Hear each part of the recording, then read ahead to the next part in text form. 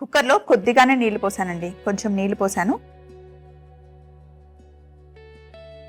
300 గ్రాముల మటన్ వేసాను. ఇందులో కారం,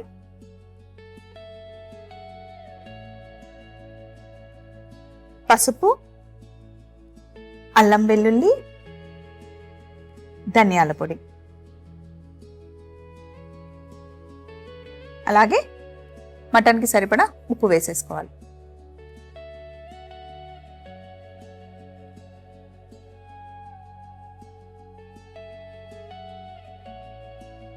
మటన్ నుండి కూడా మనకి వాటర్ వస్తుంది.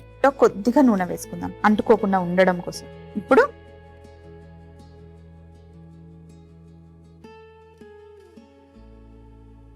చాలా చిన్న మంటలో 4 విజిల్స్ రానివ్వాలి. సో చిన్న మంట మీదకి షిఫ్ట్ చేద్దాం. 4 విజిల్లు వచ్చాయి. కాసేపు వదిలేసానండి, లోపల ఉన్న ప్రెషర్ కూడా వెళ్ళిపోయింది.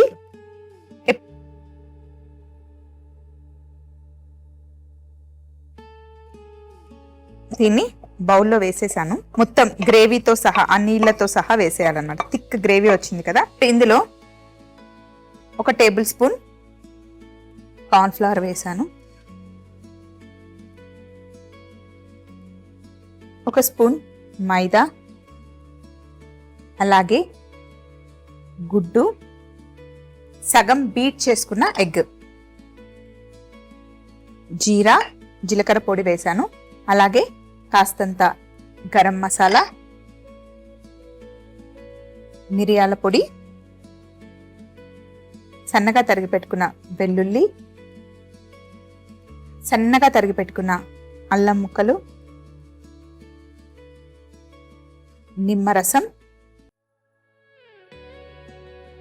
ఆల్రెడీ మటన్లో మనం ఉప్పు వేసాం, సో మళ్ళీ ఉప్పు వేయట్లేదు. పచ్చిమిర్చి వేసాను,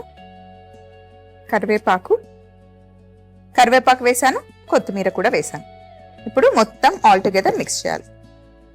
మసాలాలు, కరివేపాకు, పచ్చిమిర్చి అన్నీ చక్కగా ఒక్కొక్క ముక్కకి ఇలా పట్టించి వేడిగా ఉన్న నూనెలో ఇలా ఒక్కొక్కటి మంచి షేప్ చేస్తూ వేసుకోవాలి.